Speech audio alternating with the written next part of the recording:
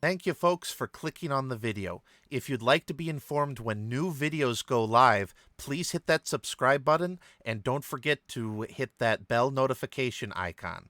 Please feel free to like, comment, and share the video with family and friends, as it really does help the channel grow in the current YouTube algorithm structure.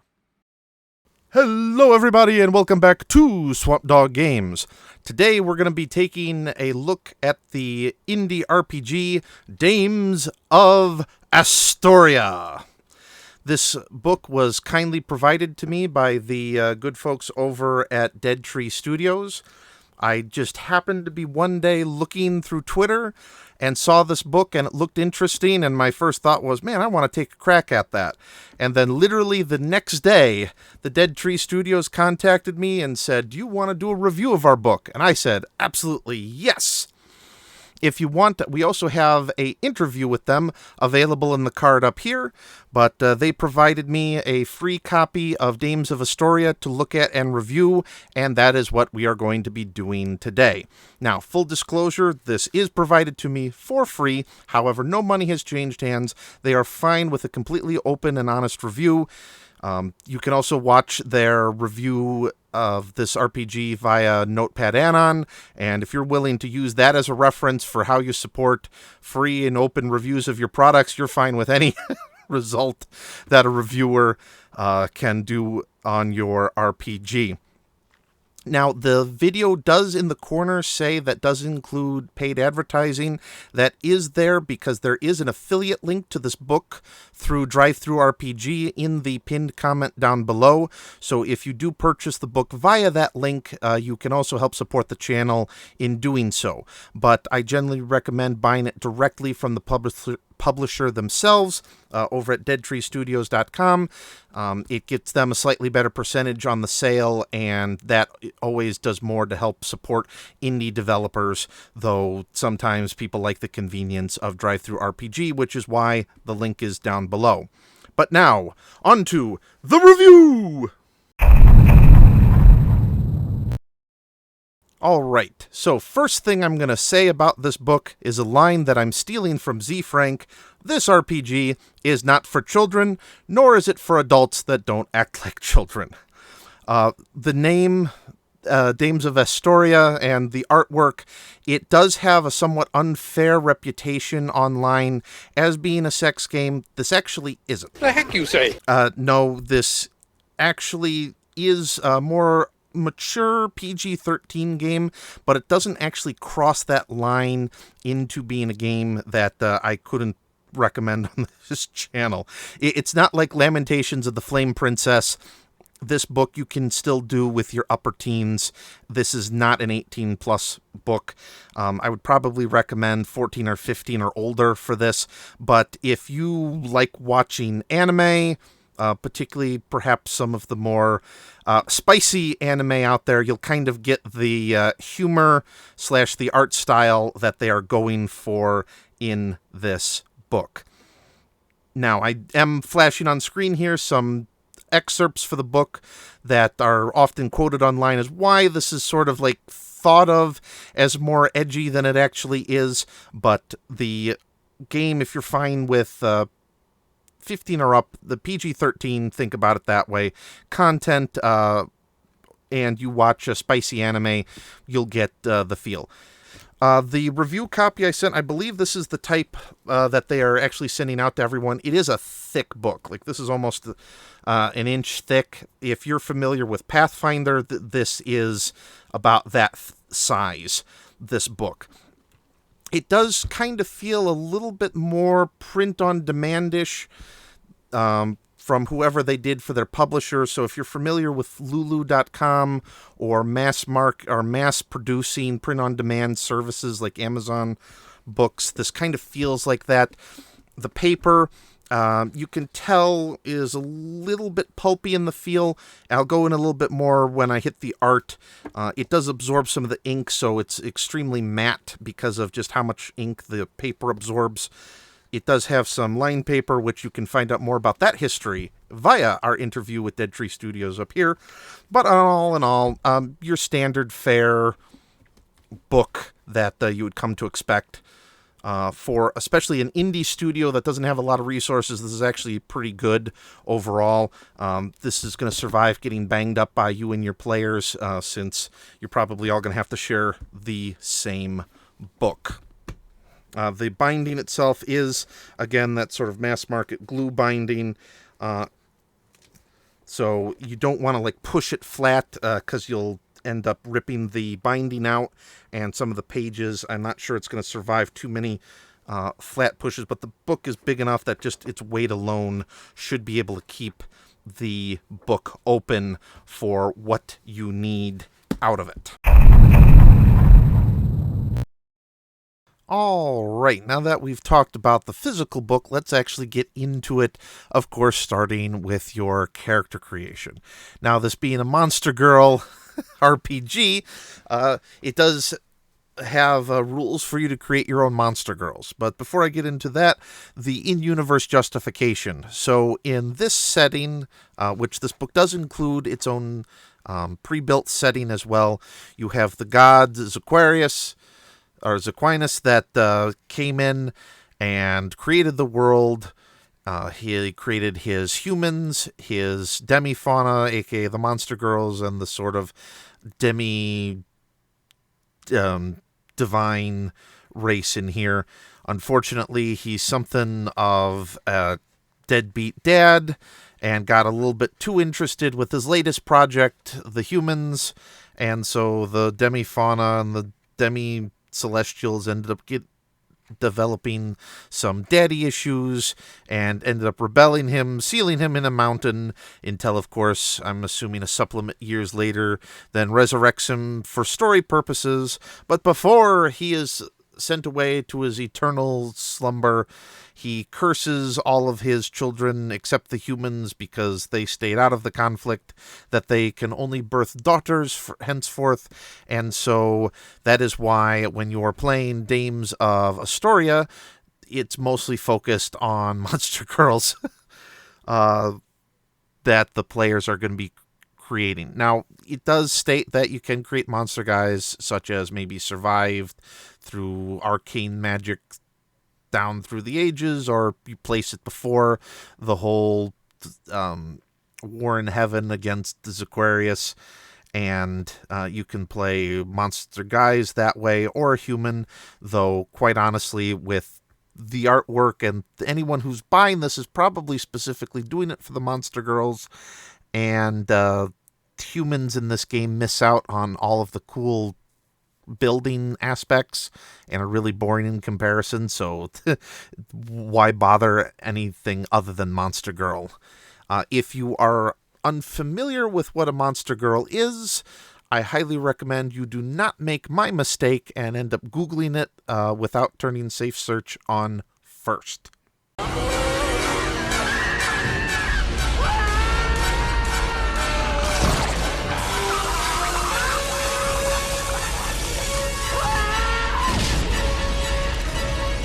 What we do in this system is we create our Monster Girls. Because there is no set race outside of human in this world, it's a point-buy mechanic for your character. Now, you do get points for building your demi-fauna, which is 8 points per body slot. So you have head, arms, torso, legs, that you build your character 8 points per build location, as well as you then get points for your core attributes. And you also have skills in this game, which your character starts off with 1 skill point in. For each of those during character creation process, you can level them up, and as you do level up your skills, then you get special skill abilities for your character. But the Monster Girl building is what we're going to start with first. So you have, this is the big chart of all of the skills. As you can see, there are a lot of things that you can use to customize your character during the build process. That was the short chart. This goes more into them. There are some negative build options in here as well, such as they do provide like color blindness or worse vision, or you can get benefits where you have like eagle eyes, better hearing, better bite strength. Again, this is all in the head slot. Then you have your various body traits. There's all you can create the dystopian chimera of your dreams with this system, and because of how modular the character creation is for the Monster Girls, I could see in future supplements from Dead Tree Studios them being able to very easily add more bizarre stuff in here as well, or fan supplements being able to build easy and crazy traits to this, as well as then you have the miscellaneous traits that you can take that you can put in other slots. Now, the one downside to this system is, though it provides a lot of customization, it does have a use the points or lose the points mechanic. So if your monster girl of your dreams only needs like a couple of these items in here and you don't use up all 8 points during the build process, you lose them entirely. There is going to be a bunch of people out there that I know that are going to say, well, story trumps mechanics. I know that. I know some people don't mind either leaving points on the table or maybe intentionally try to play mechanically bad characters, but the majority of people, I do believe, are going to feel that if they don't use up all the mechanical benefits of the character creation process, that they're going to and losing it, they're leaving something behind, and having to make them make that choice between mechanical benefit and making their dream monster girl, I think does have a negative impact on players' enjoyment of the system.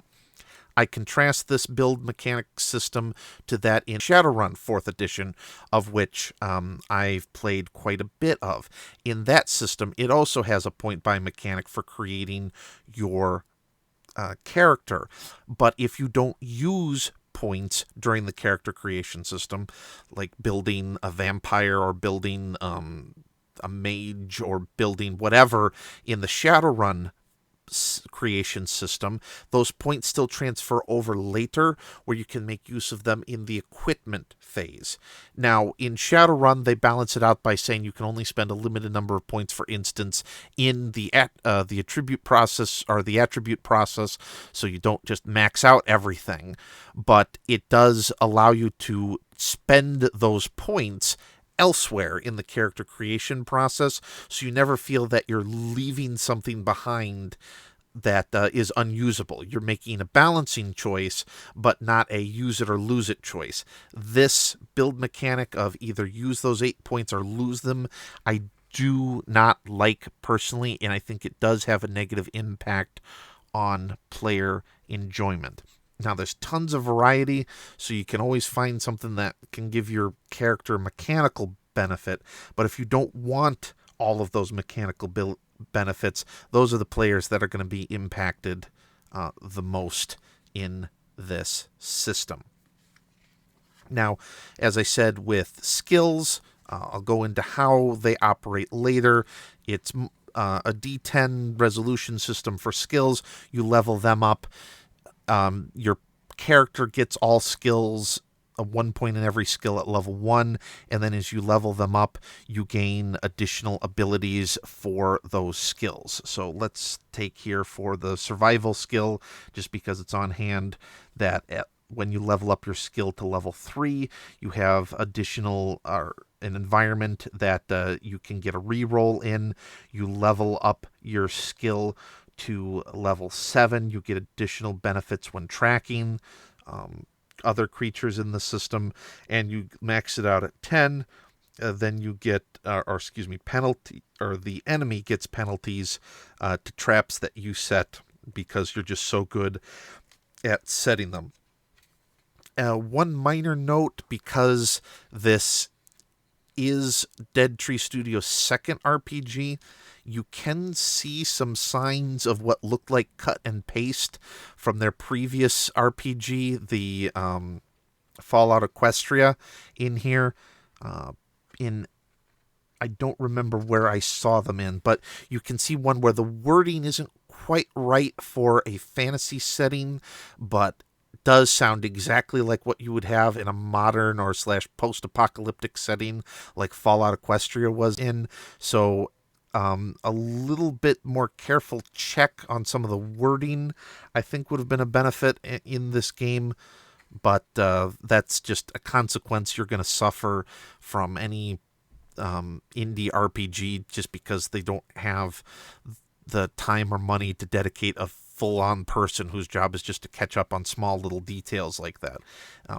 I just happen to be that type of detail-oriented person, so I see it, but most people it's not going to matter. Now, this system, as well as creating your custom monster girl through the build point system, it also doesn't have a traditional class system. So you do have like mini classes that your character gets that grant you your combat bonuses. So at level 1 instance, you're limited to a few small classes that give you limited abilities as your player levels up, and they get access to more of these classes. They call them, what do they call them? Disciplines that give your character access to better combat skills.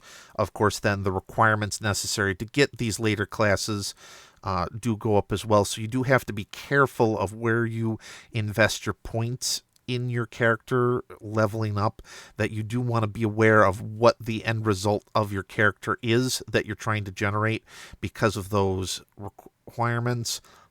But it does, by giving you this class system, this multi-class system, of quite a bit of build divergence for players. There's not going to be the high likelihood that you're all going to be pulling the same micro classes. Like one of you, like you may all start at the warrior, but because of how you want to specialize maybe in more combat tactics, you might take some benefits that get you leadership bonuses, or one wants to be a spell sword, or one wants to be focus more on siege engine equipment. You can see where you have that common starting point, but diverge quite a bit. That multi-class character advancement system I do like a lot in this indie RPG. It does use, as you can see here, action points, which we'll go more into over in the combat section of the RPG. But first, let's head over to a little bit more about skill resolution. So, in this system, it does provide a nice little optional system for D6 users, which I like, because believe it or not, there are some areas that getting access to dice other than D6 is still a little bit difficult. But the majority of its outside combat system is very simple D10 based success mechanic. So when you build your character, you have your attribute points. Those determine how many rolls of the die you get for a particular skill check. So as they go in here, as an example, let's say your character needs to lift a rock. They have strength 4, so you get to roll the D10 4 times in this game. With that D10, those 4 rolls, you get a 1, a 3, a 1. Man, where are the... My eyes are jumping all over the place. Okay, so you get a result of 1, 4, 6, and 10. In this system, 1s are crit failures and 10s are what are called exploding successes. So every time you roll a 10, you essentially get to re-roll. In here, they have a scaling difficulty system, for instance, as well as a couple modifiers to the die requirement, as well as your strength check that can all take into it. But from a simple resolution perspective, it's that you have your rolls. If you have any 1s, you subtract those from your total number of successes, and which in this case, 6 and higher are successes in this game. So you essentially have a 50-50 die percentage chance of succeeding on a die roll. and then you pool the successes, and that goes against the challenge difficulty of the task that you're trying to complete. So as they see in here, example, you 1, you're 4, you're 6, and you're 10. You have 2 successes, 2 that are over 6, but because of your 1, that takes away one of your successes. So you have 1 roll of 10 that allows you to succeed, but that's not enough for the target skill of 2 of picking up the rock. But because it's a 10 in this case, you get to roll your d10 again. In this case, you get a 6, so you get 2 successes, and you pick up the rock. That's going to be most of your out of combat, is this very simple d10 based.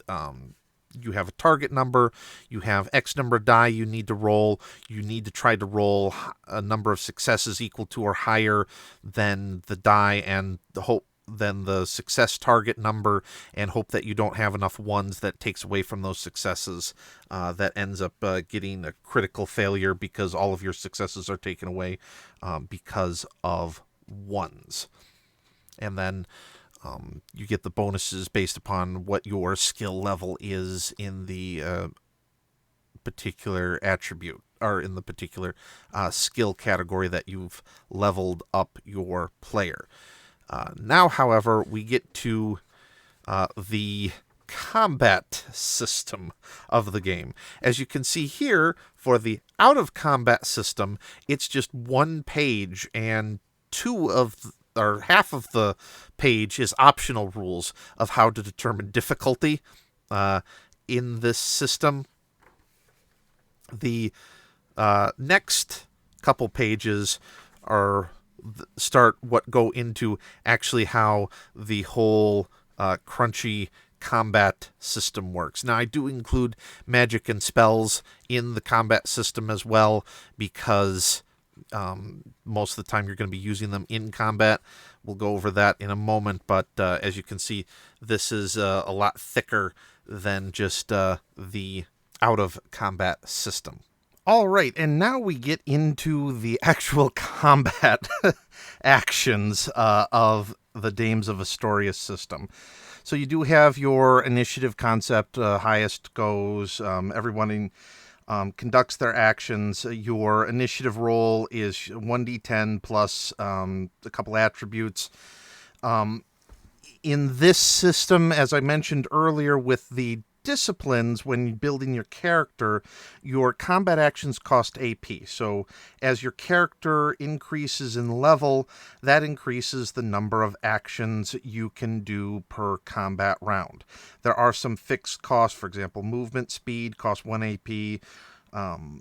Individual swings of weapons have their own AP usage, which makes sense. A stiletto being stabbed into a guy's back quickly is going to move faster, and you can probably pop off more attacks per round than trying to swing a 100-pound warhammer into a dude's head.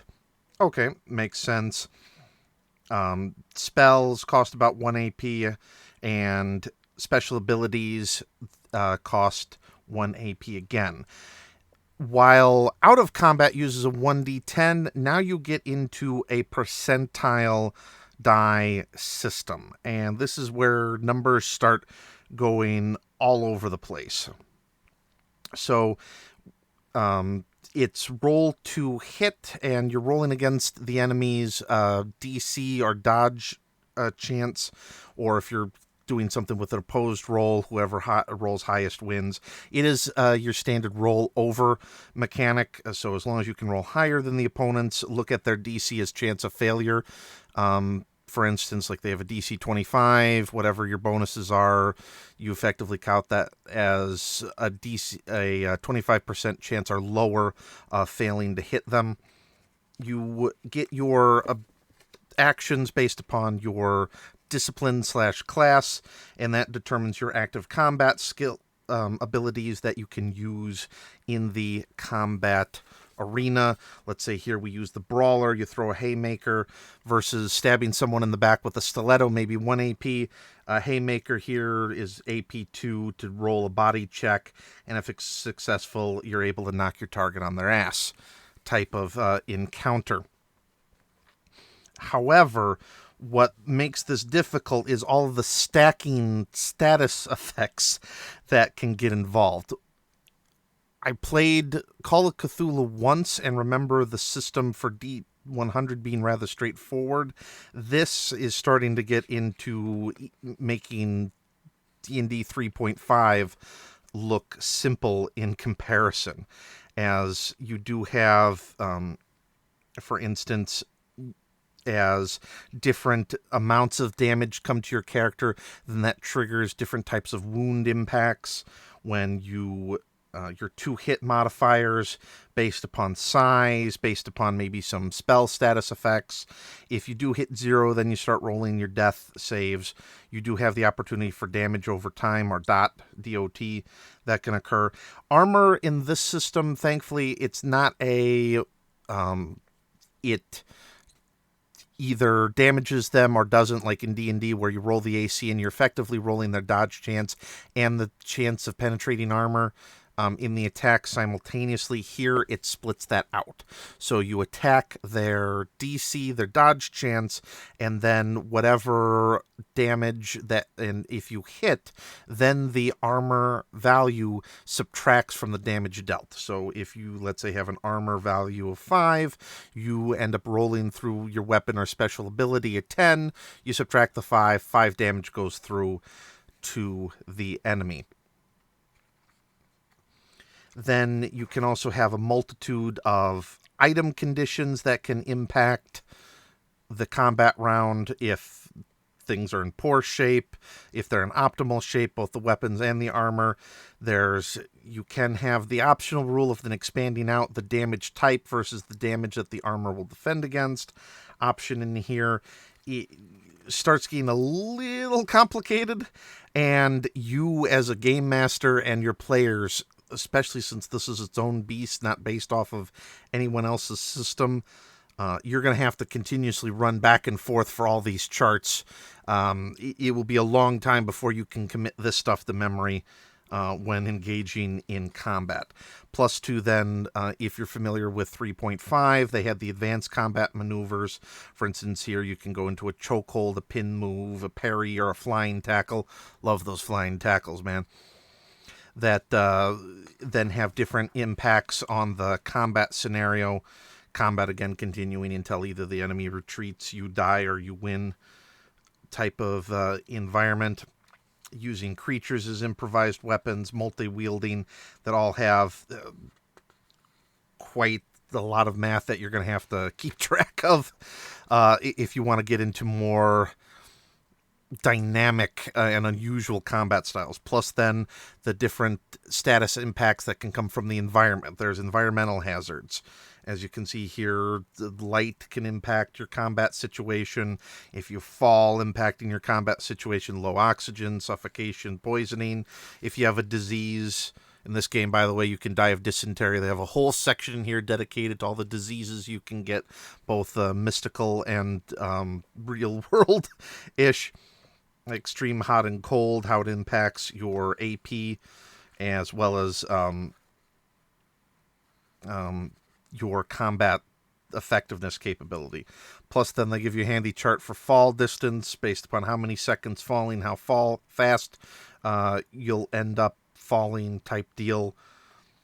Exhaustion, how that impacts your character in combat. Over encumbrance. It's going to be a lot, and your characters are not going to be able to remember all this, and there's going to be a lot of flipping back and forth. I used to enjoy this type of thing with 3.5. I just don't have the free time anymore, and I think that's, for me, a point that's going to scare me away from, well, I mean, I take that back. My players aren't going to be playing this at all, unfortunately. I tried showing them to this game, and they're like, just the cover alone was like, nope. I'm like, come on, man, don't you want an anime fangirl game? But no. It could scare away some players, just the complexity of this. I've been going, as I've been getting older, more OSR, just because I don't have the time or the mental capacity to remember everything in here. This is a very crunchy game, and for those who love it, you got plenty of crunch in the combat system that is going to spend you a lot of time trying to figure out the perfect variable to engage in the combat situation. I just don't have the time or the mental capacity anymore to be running through this many charts and having to figure out combat status effects. So this for me is a negative, but if you're still into the crunchy mechanics, you have a lot of very diverse rules that can impact a whole slew of combat situations that you have access to in here. This is one of those times, though, I wish that they would have more just GM fiat.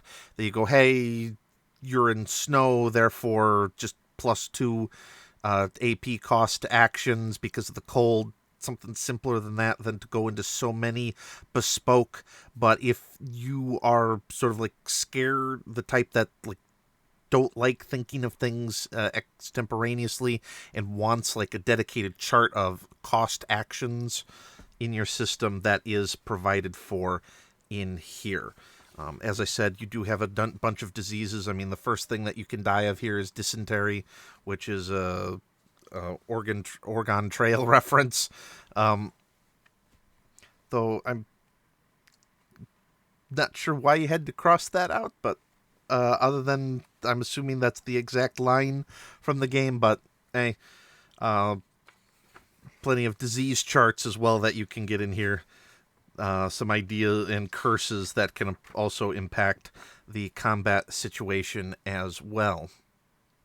Now, while the combat system might be slightly overcomplicated, the magic and spell system actually starts bringing it back into a moderate level of complexity. I mean, even compared to D&D, when you got the list of hundreds of spells that you got to try to go through, your player only needs to maintain the ones that are actively in their spell book. So that level of complexity for the magic users has always been a thing, and I know that's going to be there. But in the combat system, I wish it hadn't that many of subcharts that you're going to have to go through. And that's before you even get into the wound chart, which I'll hit up in a minute.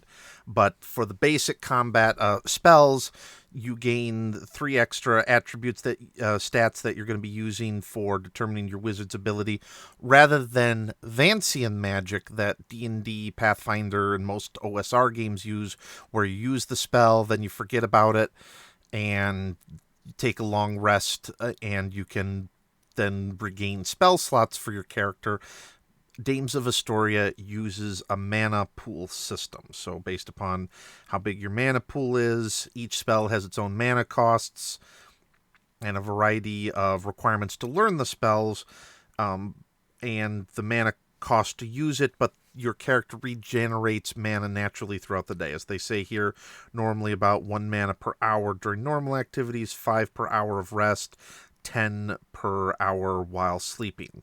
And then some stat here for half sleep counts as rest for mana regeneration purposes. You do have requirements for learning the spells, various ways that they can be learned, different blessings for powering up those spells. The spells, it's going to be, for the most part, very simple stuff. You look at offensive spells category, for instance. You look at the titular magic missile. Mana cost is 1, your duration nothing, its range 20 feet. You fire a bolt of magical energy, add a couple spell stats together, and that's going to be your damage against the enemy force for your offensive spells. As they get more powerful and start doing more damage, of course, their mana cost is going to be going up.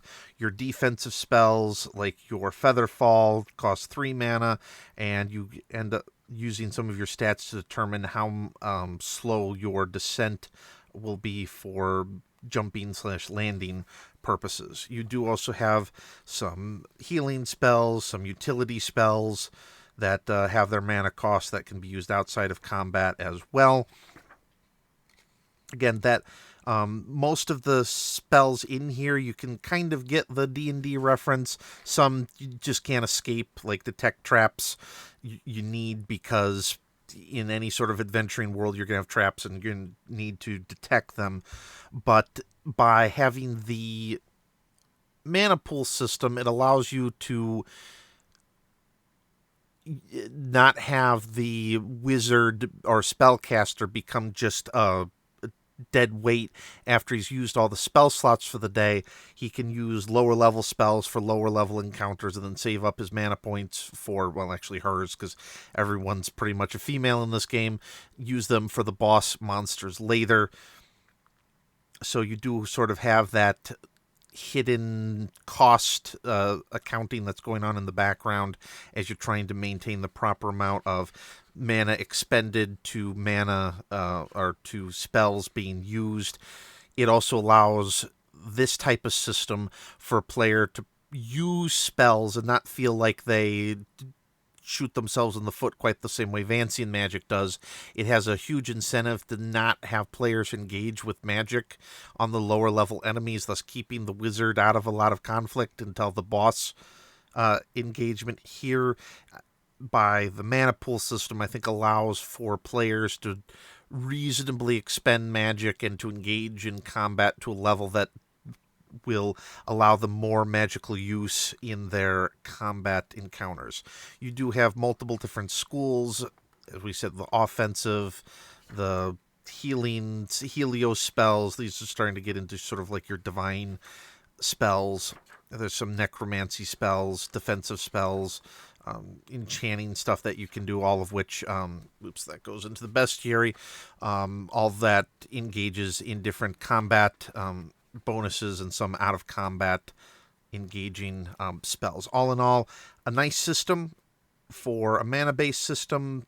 This is a pretty good one and does provide a lot of options to the players, a lot of variety in spells that can be used in a whole bunch of combat situations, and can because it's not a use it and lose it.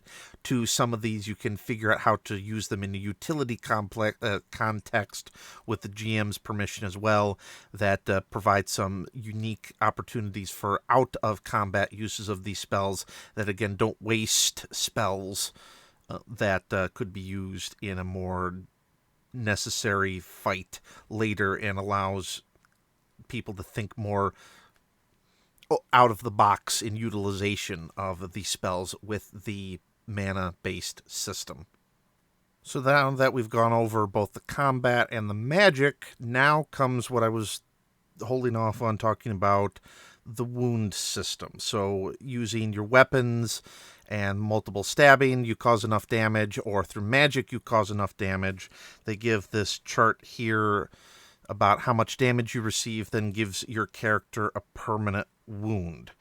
Think of it instead of like a critical chart like Forbidden Lands does, where if you roll high enough and do critical damage, then you roll on the critical chart. Here, instead, if enough damage is done in a single round or a damage condition is met, then you end up causing a wound, which is an additional status effect that you roll in the engagement. This, as I mentioned just a second ago, Forbidden Lands, them with their critical wound chart, breaks it down based upon what type of weapon that you're using. So sharp weapon versus blunt versus slashing. I think this needed a expanded wound chart, because some of these are not going to make sense for the type of engagement that you're doing. For instance, if you trigger a wound with magic missile, I've always viewed that as sort of an ethereal damage to someone. You're not going to end up getting ruptured eardrums probably off of it, or you're using a rapier, which is a very precise stabbing weapon. Again, like breaking someone's spine or fracturing their skull is very unlikely. Or in here where you can get elemental damage, theoretically. Breath weapons, like maybe it's from fire and somehow it ends up busting a rib. I wish the wound chart was slightly broken up more into categories. That would make slightly more thematical sense based upon what weapon you're using. Or an example of punctured lung when you're stabbing or slamming someone with a 100-pound warhammer. It just doesn't quite make sense in my mind. but these are permanent effects that also have then more status impacts on the game. So you have potential diseases, the natural environment, all of the different combat scenarios that all have impacts on your combat rolls that the game master has to keep track of. And now the wound chart that adds also another layer of complexity that can impact the combat round as well. So as you can see, this game starts to really start stacking modifiers in a combat scenario very quickly, that you're going to have to keep track of all of them simultaneously, because you can have, maybe it's raining, which creates a status effect of lower accuracy, and you've already broken the nose of the dragon, which creates a status effect to what does that do? His broken nose. He can't smell anymore, and because that's how he's been targeting the players, maybe he doesn't know where they are via smell, so he ends up getting easier to hit because you can't tell where the players are, also in this rainy environment. So it can get very complicated very quickly. I would have liked to have seen a slightly simpler combat system in place. I think they announced that they're coming up with a new game that's going to be kind of cutting down on some of the complexity, and I can see kind of the need for that. There's some good systems in here. I just think there's too many that are interacting simultaneously that is going to make it a real slog if you have a lot of people with divergent status effects in combat trying for a game master to keep track of all that, work around his adventure design around that, and trying to keep track of all the details. This is one that you really need the players to have the onus of keeping track of everything themselves, because this would be a nightmare for a game master to try to keep track of everything in the game round for them. Now that we're done with the combat system, so we've gone over out of combat, in combat, now we'll get into sort of the crafting gameplay of this, of which there's an entire crafting mechanic as well, that your players can end up building quite a lot of stuff in here. It is pretty well fleshed out. Whoops. That card was supposed to be my bookmark, so I could actually go straight into the crafting. Going into the crafting charts in here, they all have ingredients of what your characters need to be able to put it together, what it takes, to the difficulty modifier of creating whatever the crafting item is, and the duration necessary to make it, as well as the sell value. So you can use this also as your in-game sort of special weapon or special items loot chart as well. All of this providing additional stats that again stack on top of combat and other encounters that you're going to have to remember as well. But it is a, relatively speaking, simple and fleshed out system where it clearly identifies what you need to get. If you're familiar with the the Witcher RPG from our Thalassian Games, their crafting system, it kind of reminds me of that without all the dumb names. There they have it like the alchemical concoctions you need to craft everything. Here it's just, no, 2 venom sacs, 1 purple herb, take 5 rounds to mix it together, and you now have advanced witchbane that you can then make up in the field for your players to use. So the crafting system is pretty elaborate. You can also do smithing as well. Here they go, for example, the bronze chest plate, where you can then run up the difficulty modifier, negative 2d10, ingredients, 4 bronze ingots. All your players can create the stuff as long as they have the proper environment to put it all together. I'll get onto the bestiary in a moment, but just to highlight, the game is not that complicated per se. It's just all the variables that have to stack together that can make keeping track of it a little bit miserable.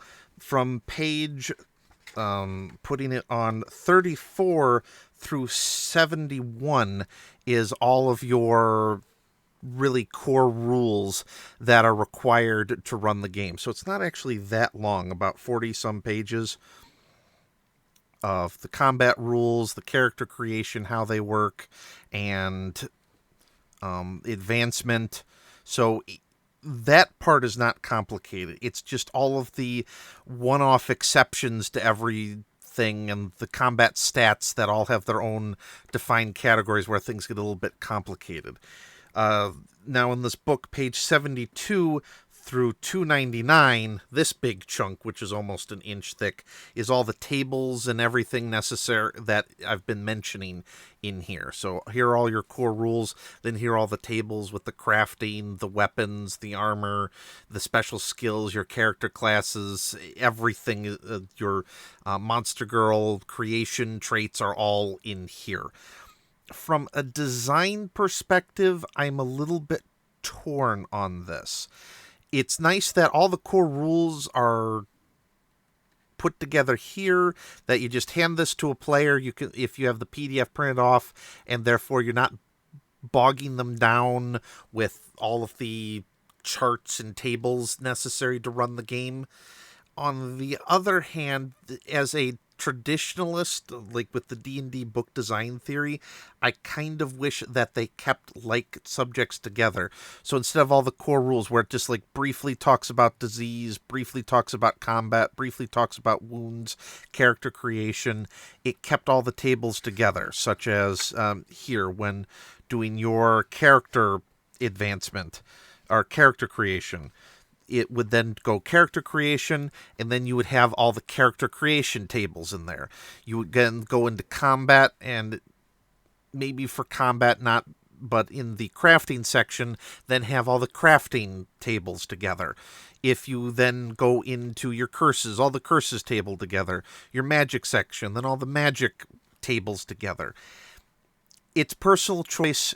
From a traditionalist, my initial instinct is I wish, again, this section was put together in the appropriate descriptor, but I guess you can go these tables by themselves, and it does make sense from a book design standpoint, especially if you just want to print off and keep like the shorter version at the table and only save the chart for those times that you absolutely need it. But just a note on the layout design of this book before we get into my favorite part, the monsters. More precisely, I guess I should say the monster art in this book. It does include a bestiary for some basic monsters.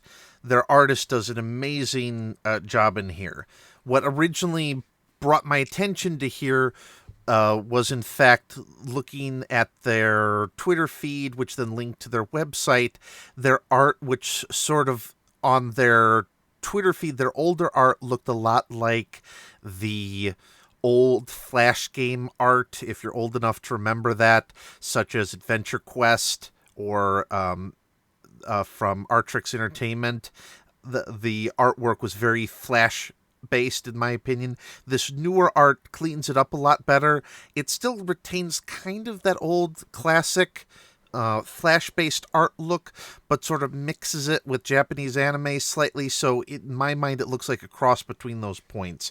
And the artist, by the way, is also credited as the Mother of Monsters, as a deity in the setting as well, and does some pretty good art for their monsters. They do have some interesting monster concepts in here for your characters to engage in. Where was the big one that I was going to take into my own game? As you can see here, lots of nice. Thankfully, the bugs aren't demon babies in this, unlike in that one Pathfinder Adventure Vault.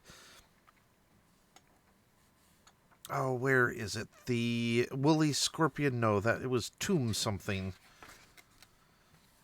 I was going to be adding into my adventure. Walked right by it the first time. The Crypt Keeper, which I'm definitely using this artwork in my home game for monster of the dungeon. As you can see, it's got the scorpion body with the snake tail, and then the three heads. Though they look kind of like Anubis, it reminds me of Cerberus. This thing, and this Crypt Keeper, I'm gonna try giving it some OSR stats to play it in my tables game here. Very nice. The artwork for these monsters is pretty cool. Some very interesting ideas. All the stats that you need. It does have some familiars and some other creatures that you can put into the game as well for it. On the note, their lead artist, I would say, as I said, the original artwork. The artwork in here is glorious. Especially the monsters, that unique take on it. But the art in general is extremely good. Now, this is more to do with the printing, I think, than any issue with the artist. The art in the book kind of comes across a little bit washed out. As I said, the paper is very thick and a little bit pulpy. It's that cheaper print-on-demand stuff, and I think it absorbs a ton of the ink, so it looks a little bit washed out. Some of these are better than others. This is, I think, one of the worst images in here. The slime, like this full page one, does a pretty good job of looking like a full print page. The slimes look like they're popping the colors. This one looks washed out.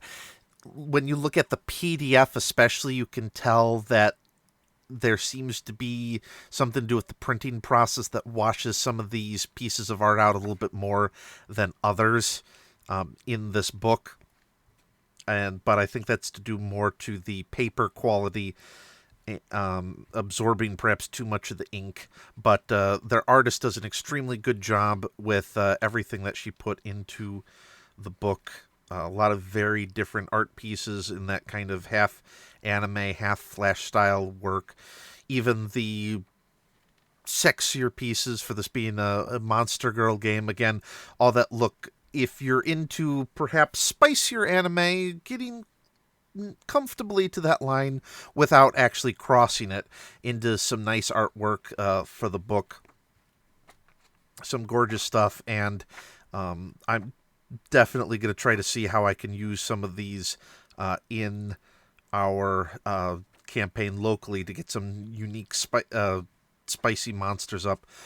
I would pay for a print of this alone. Dead Tree Studios, please get her to do single prints of some of her artwork. The Lamia is one of my favorite in the book, as well as the Tomb Keeper. But it provides you the basics of everything that you need. Once you understand how the combat system works, all the stats there, it's very easy to see. It's in a format that's similar to how Wizards does their 5th edition D&D, all clearly marked here, the different combat abilities and some history of these monsters and how they fit into the world at large in Dames of Astoria. Again, good artwork, straightforward, simple bestiary. Hopefully they'll put a little bit more. This is, when you include tables in some of the other sections, they're quite long. This one only goes from page... Oops, let me get the familiars in here because they count. This goes from page 301 to 339, so only 38 pages of monsters, and one per page pretty much. I would like to have seen a couple more. Hopefully this will be in some of the supplements. I know they have a new add-on that this video is much later than I intended to take making this review, that is going to add more content. I hope monsters, and especially their unique take on monster concepts for their game, that there are going to be more of those in upcoming supplements as well. I'm not going to ask them to. It would be kind of nice if there's a fan D&D conversion of this. I think would be nice as well to be able to use some of these in the D&D game, your OSR game. As I said, the Crypt Keeper, just from a design perspective, you're going into ancient advanced civilization tombs. This is by far my favorite monster in the book, and is just so visually striking. And I'm going to be using him in my campaign, even though I'm not using this same system. Just to highlight a couple things before going into the final review opinion of this book, it does also include an entire world guide in here. As I said in the beginning, there's a whole religious explanation for how the world functions, why it is as the way it is. It also provides you the basic political system in play, the different regions and how they interact with each other, some bits about how the economy, the social dynamics of them, a couple getting a little spicier than others in how they function, like one that this is a universe that is pretty dark considering how bright and cheerful the artwork is. Like, there are some regions in here that do keep slaves, for instance, some which as workers, and some, as they said I put up the highlight for some of the criticisms of this, perhaps going into the sex game category. Like, there's one realm that keeps slaves for breeding and food purposes that seems kind of weird to contradict the bouncy, fluffy art with such a dark dystopian world. But they did go that route for their setting information. I think a slightly odd choice. I wish they had kept a little bit more of the humor focused and maybe not gone quite as dark into the political world, in the politics of their world setting. It's not that I don't like it. It just seems kind of counter to everything else in here. Like, this book is filled to the brim with all kinds of in-jokes and references between them and their friends. And if you look at the interview I did with them, you can see just some of the hidden details in here. There's jokes galore, and it seems like this should be a game where you're not taking it seriously, the environment, and you're kind of along for the laughs. And just how dark the political setting is seems to run kind of counter to that in my view. But all in all, a really good game. I should also add, before I close up here, they do have a YouTube channel. There are some soundtracks that they do have, so you can, they're actually pretty decent. So they fall into kind of that generic adventuring music, but they are ones that you can play while you're adventuring with your party as background. They do fit the setting and the environment that you're in. There's the soundtrack with it. There are some videos that go a little bit more into the lore, though I wish their audio levels they would balance a little bit in like their lore video, but it is pretty well produced. That goes into more about how the world creation myth functions and a little bit of the internal history of the game. There is also, both in here in the character creation section, their website, and on DriveThruRPG, a link to a online Google Docs character sheet. In that Google Docs character sheet, it allows you to either print it off as PDF, fill it in, then you can set it up with all the links to everything and auto-populate it.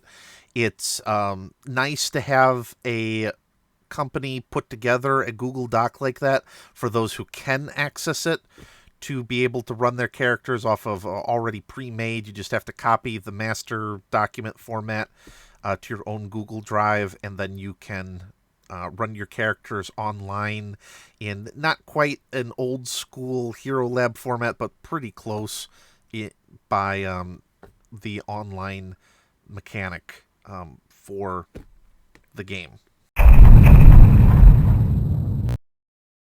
All right, and that is pretty much Dames of Asstoria. Now, because we live in a post-WotC trying to mess with the OGL world, it's important, in my opinion, for all games that we take a look at what are the publisher's fan content policies. Now, Dead Tree Studios does not officially have a written down fan content policy in place anywhere that I can link to. I did talk about that in their interview. They're, again, a small indie company. takes a lot to hire a lawyer to make sure these things are airtight. They're very small. They're very loose about it. Their opinion per the video seemed to be pretty much, hey, as long as you're helping support our RPG, you're getting awareness out of there, they're kind of fine with that. I wish they would have a written down content policy, so that way we as the fans of an RPG know what we can and cannot do with your works, and that provides both protection for the publisher and for the fan.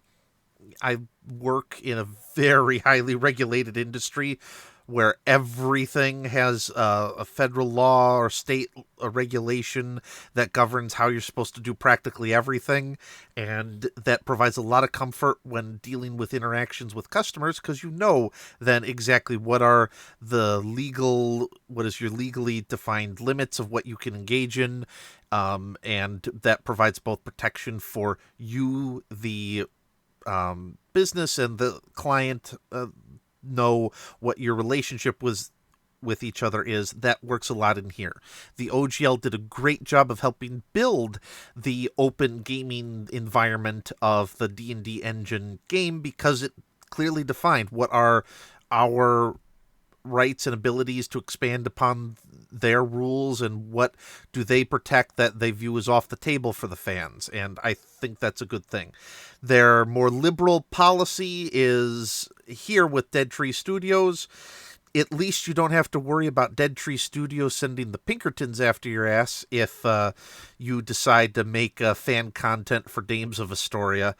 But just know that, be careful that you still obey all U.S. copyright law, but it sounds like they're pretty fine with, as long as you're helping support their game, you're helping get more recognition for their game out there, you're providing content to draw people to the game. It does seem like they're pretty fine with you. They also asked that if you are selling any Dames of Astoria, contact them. They'd be more than happy to bring you in, it sounded like, if you got some good stuff to help support their system. Alrighty, and that for the most part is the generalistic overview of Dames of Astoria. Now we're going to get into the final review of the game. First off, if you are a fan of Dead Tree Studios, their previous work, the Fallout Equestria, you're a big fan of their work previously, you understand where these guys are coming from, you're probably going to find that this RPG out of 20 rates about a 16 for you. The only reason why it doesn't rate a little bit higher probably is because they did announce in their Discord that they are going to be doing new RPG soon that sort of cuts down on the complexity of the system. So even they understand that the combat, the way it's kind of gotten a little bit out of hand, that it needs to be dialed in a little bit. And so that's why this is a 16 if you're a previous fan of the RPG. Now, for the average reviewer of this game, this is where the review gets very tricky for me personally. When you look at any sort of RPG material, there's a spectrum that the game has to be cognizant of when you want to publish it. It has to be generic enough in its rules, in its setting, in its whatever, that it can be used by the most number of people for their own games.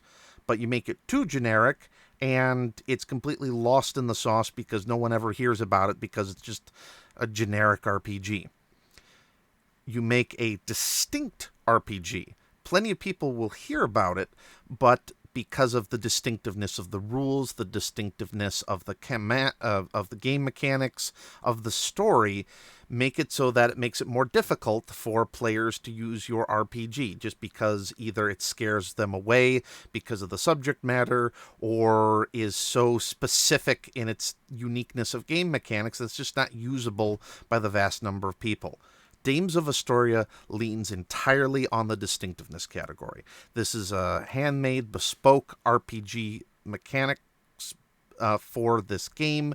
The setting is all about the monster girls, and everything about this game is there to facilitate that vehicle of the Monster Girl roleplay experience. It is just so distinct that it's going to scare away a lot of people.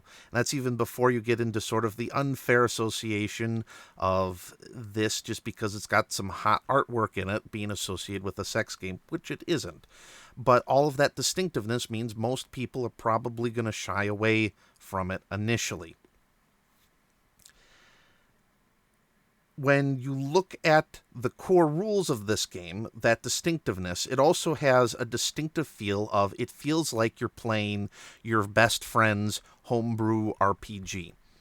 Most published games, when we're used to playing them in the RPG community, there's a sort of feeling of refinement that you get with the game, that it feels like it went through a full-on review process, design, that you can see like some things were cut out because maybe they didn't fit or mechanically were too difficult to implement. Dames of Astoria, again, going into that uniqueness, is rule of cool, rules above all. That if these guys thought it was cool, they thought it was a cool idea to stick it in their game, they did. And that's what kind of leads into some of the complexity problems of the combat system in here. The core rules for combat are very simple, but there's so many subsystems interplaying with each other, from the design of the monster girls to the combat rules to all the special abilities, that things can get very convoluted and complicated very quickly, that I'm not sure that there was a total thought of what could be the unintended consequences of some of the special ability design decisions that went into it. It felt cool, let's stick it in here. And it gets that distinct feeling then of being you're playing someone's homebrew setting. I know in the end all RPGs are effectively someone's homebrew, but there's a sort of refinement that goes into commercial products that most people, you don't see it that way when you actually buy the book. This is front and center a homebrew setting. There's also a few bizarro design mechanics, again, going into that homebrew setting, that it's like, why on earth did they go this route? Or why didn't you fully implement an idea elsewhere and test it out?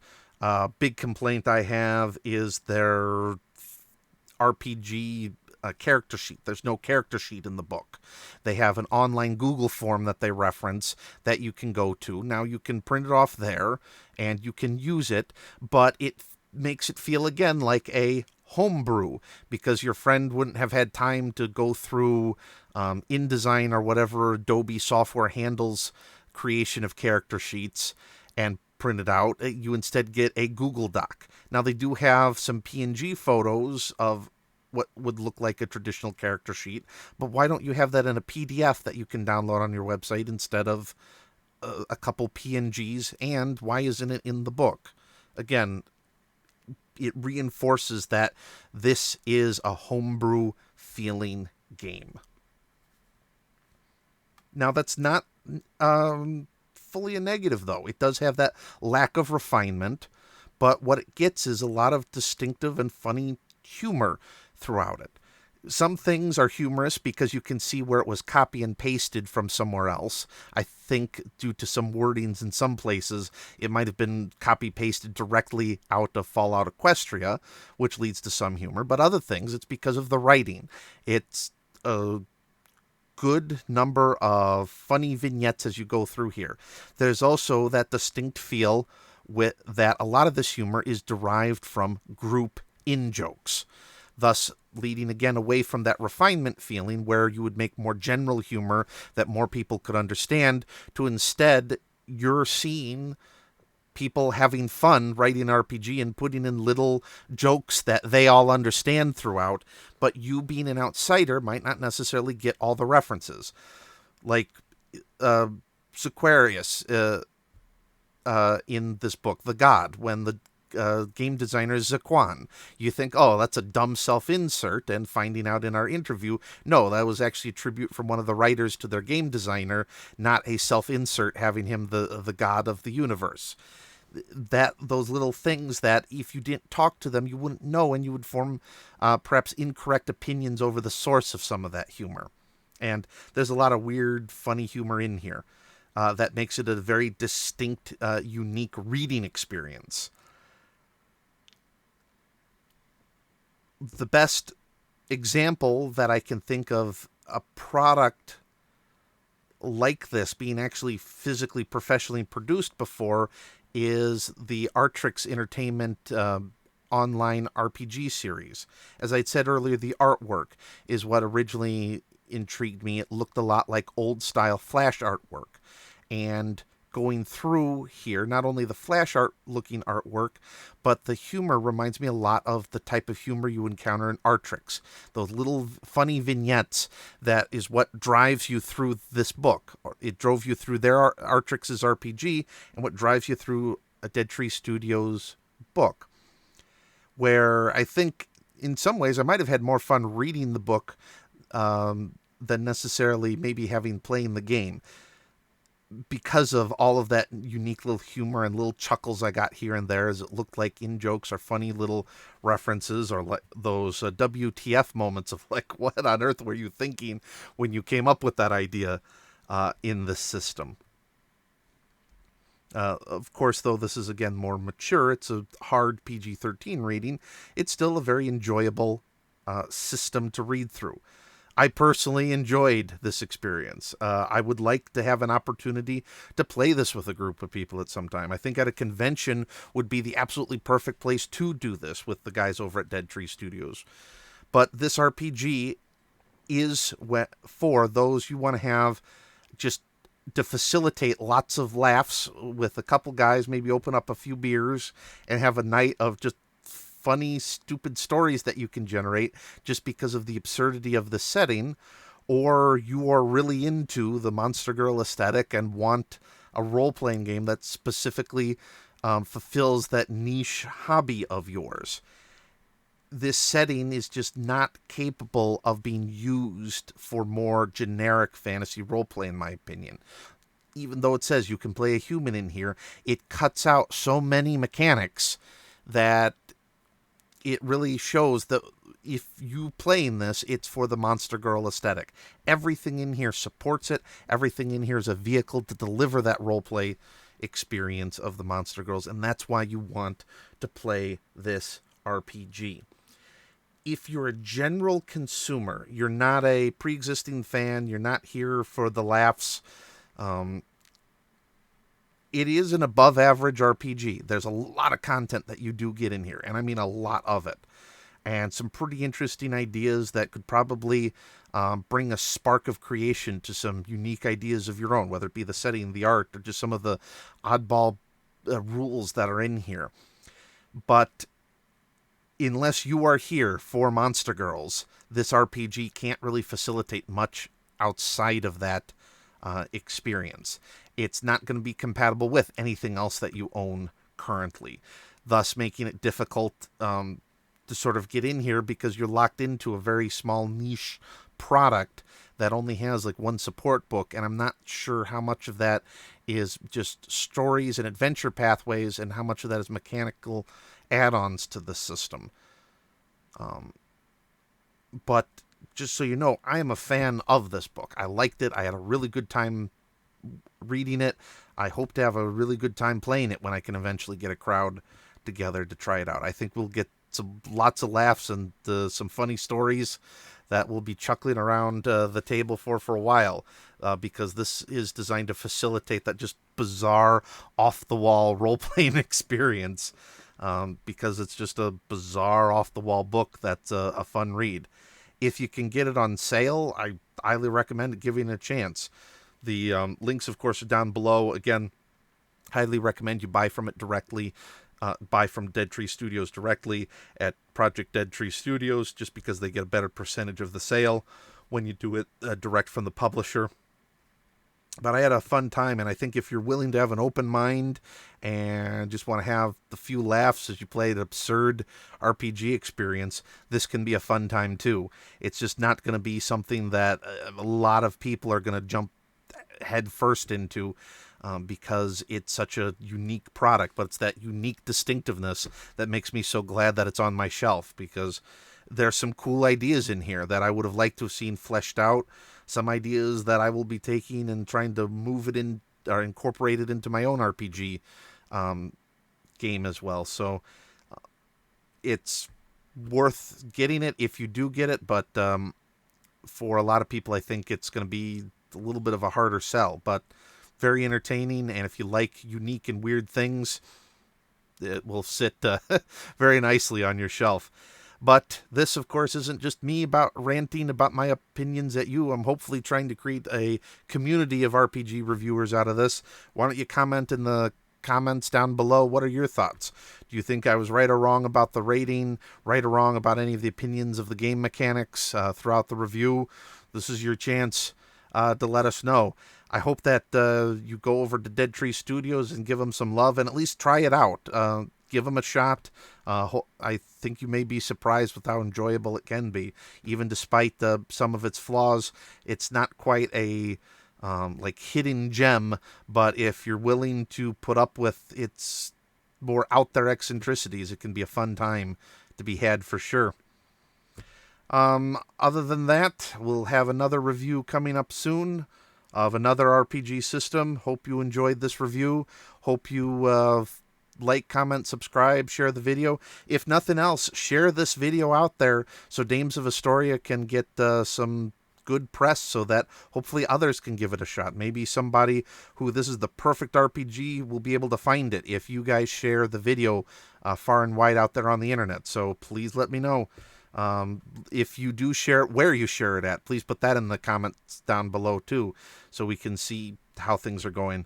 Other than that, see y'all next time during an RPG review, and may all your days be slightly above average. Have a good one, folks. See you next time.